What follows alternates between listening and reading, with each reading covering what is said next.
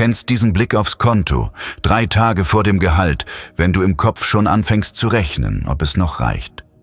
Dieser kurze, kalte Moment, der sich anfühlt wie eine Prüfung, die du gerade verlierst. Sei jetzt mal ehrlich mit dir. Wie oft hast du schon geglaubt, du wärst einfach nicht gut genug im Umgang mit Geld? Schmeiß diesen Gedanken sofort aus deinem Kopf. Wenn du glaubst, deine Kontoauszüge würden zeigen, wie schlau oder wertvoll du bist, dann bist du auf eine der erfolgreichsten Erzählungen unserer Zeit reingefallen. Hier reden wir nicht über die nächsten Selfmade-Erfolgsgeschichten, sondern über die Psychologie hinter zu wenig Geld am Ende des Monats.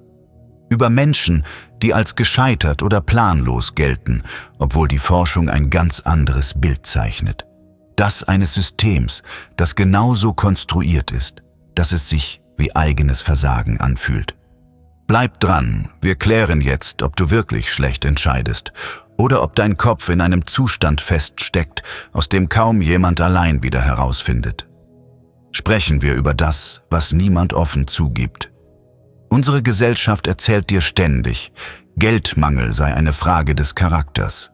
Streich den Kaffee, steh früher auf, sei konsequenter und irgendwann gehört dir ein Haus. Das eigentliche Problem ist aber nicht zu wenig Wille. Das eigentliche Problem ist das Gefühl, ständig zu versagen, das man dir einredet. Diese leise Stimme, die flüstert, andere kriegen es doch auch hin, also liegt es an dir. Das ist nicht nur unfair. Das macht krank. Es bringt dich dazu, finanzielle Probleme als persönliche Schwäche abzuspeichern, obwohl die Daten längst etwas anderes erzählen. Du gibst alles, du bist am Ende des Tages leer und trotzdem bewegt sich auf dem Konto nichts. Das ist kein Motivationsproblem, das ist ein Konstruktionsfehler und dein Nervensystem reagiert exakt so, wie es sollte, mit Alarm. Hier kommt etwas, das deine Sicht auf Armut komplett verschiebt. Forscher haben gezeigt, dass akute Geldknappheit deine geistige Leistungsfähigkeit messbar drosselt. Nicht für immer, aber genau dann, wenn es zählt. Man spricht von der Tunnelwirkung der Knappheit. Wenn du nicht genau weißt, ob das Geld bis zum Monatsende reicht, verbrennt dein Kopf laufend Energie mit dem Sortieren von Rechnungen, Fristen und schlechten Kompromissen. Für den Rest bleibt einfach weniger Kapazität. Eine bekannte Untersuchung verglich den Effekt mit dem einer komplett durchwachten Nacht. Nicht einmalig, sondern dauerhaft, Tag für Tag. Du bist im Job nicht unkonzentriert, weil dir Disziplin fehlt. Du bist unkonzentriert, weil im Hintergrund permanent ein Notfallprogramm läuft, das alle anderen Prozesse ausbremst. Und genau diese Erschöpfung erzeugt am Ende die Entscheidungen, für die man dich später kritisiert. Das schnelle, überteuerte Essen statt Vorkochen, weil keine Energie für Planung übrig ist. Der teure Minikredit statt Rücklage, weil die Gegenwart lauter brüllt als jede ferne Zukunft. Das hat nichts mit Dummheit zu tun. Im Tunnel der Knappheit hat dein Kopf schlicht keinen Platz mehr für später. Er sichert nur das Jetzt, so effizient wie irgendwie möglich. Und damit kommen wir zum größten Irrglauben überhaupt. Du denkst vielleicht, Einkommen sei vor allem eine Frage von Einsatz. Mehr Anstrengung, mehr Gehalt, simple Gleichung. Eine hübsche Geschichte. Nur stimmt sie immer seltener. Volkswirte sprechen von der Auseinanderdrift zwischen Produktivität und Lohn. Seit Jahrzehnten wächst die Wirtschaftsleistung pro Kopf in fast allen Industrienationen, während die tatsächliche Kaufkraft großer Teile der Beschäftigten kaum vom Fleck kommt. Du kannst heute in derselben Position doppelt so viel leisten wie jemand vor 20 Jahren und am Ende bleibt dir real weniger, wenn man Mieten und Lebenshaltungskosten gegenrechnet. Das ist kein Gefühl. Das steht in jedem aktuellen Wirtschaftsbericht. Was tatsächlich in deiner Hand liegt, dein Engagement, deine Bewerbungen, deine Weiterbildung, ist verschwindend klein gegenüber dem, was Branche, Verhandlungsmacht, Herkunft und schierer Zufall entscheiden. Wo du geboren wurdest, welches Elternhaus dich geprägt hat, welche Branche gerade Leute sucht, welcher Vorgesetzte zufällig eine Lücke zu besetzen hat. Das soll dich nicht resignieren lassen. Es soll dir nur die Schuld abnehmen, die du dir laufend selbst zuschreibst, während die wirklichen Hebel ganz woanders sitzen. Jetzt wird es richtig unangenehm, denn wenig Geld zu haben kostet am Ende mehr, als genug Geld zu haben. Ökonomen nennen das den Armutsaufschlag und er ist erstaunlich gut belegt. Wer eine größere Ausgabe nicht auf einen Schlag stemmen kann, zahlt in Raten und damit drauf, was jemand mit Puffer sich spart. Wer keine Kaution für eine besser gedämmte Wohnung aufbringt, bleibt in der teuren, ineffizienten Bude mit den hohen Nebenkosten. Wer keine Reserve hat, zahlt bei jedem kleinen Unglück, kaputter Herd, Autopanne, Mahngebühren und Überziehungszinsen. Wer in großen Mengen einkaufen könnte, zahlt pro Stück weniger. Wer nur das Kleingeld für die Kleinstpackung hat, zahlt pro Einheit drauf. Es ist ein System, das ausgerechnet jenen am stärksten zur Kasse bittet, die am wenigsten zur Verfügung haben. Nicht aus schlechtem Wirtschaften, sondern weil Mangel selbst eine unsichtbare Gebühr verursacht, die zwar nirgendwo aufgedruckt steht, aber jeden Monat real abgebucht wird.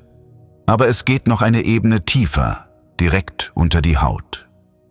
Bildgebende Studien zeigen, finanzielle Not aktiviert im Kopf ähnliche Regionen wie körperlicher Schmerz.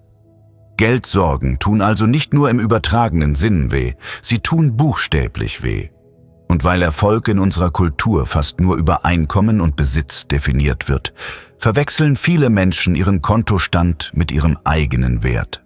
Man nennt das übernommene Abwertung. Du machst dir die Geschichte der Gesellschaft über dich selbst zu eigen, bevor sie überhaupt jemand laut ausgesprochen hat.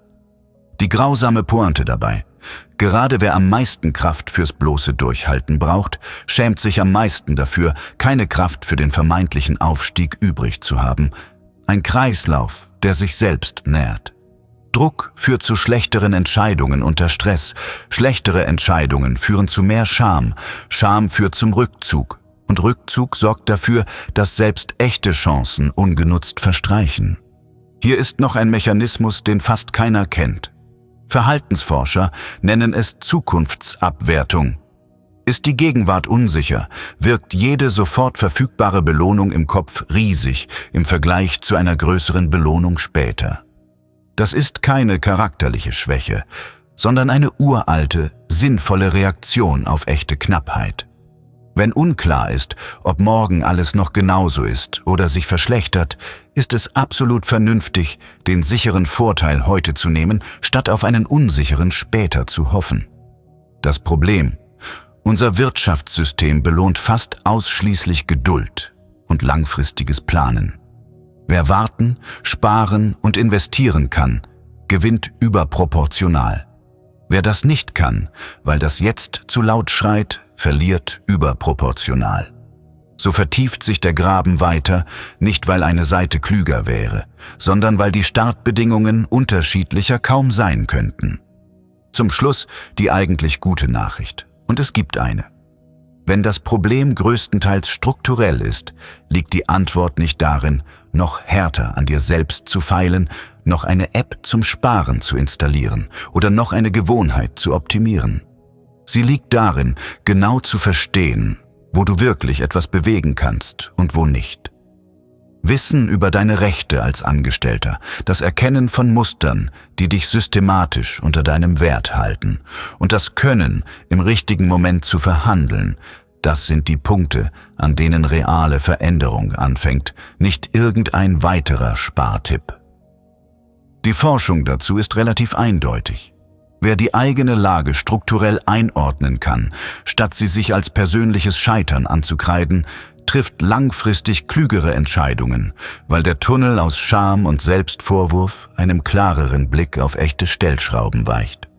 Und exakt darum dreht sich das verlinkte Video. Dort schauen wir uns an, was am Arbeitsplatz wirklich hilft, wenn du das Gefühl hast, systematisch ausgenutzt zu werden, welche Strategien gegen Ausbeutung tatsächlich greifen und wie du erkennst, ob dein Job dich dauerhaft unter Wert bezahlt. Klick es an, denn dieses Wissen ist genau der Hebel, über den wir hier gesprochen haben. Bis gleich. Wir sehen uns dort.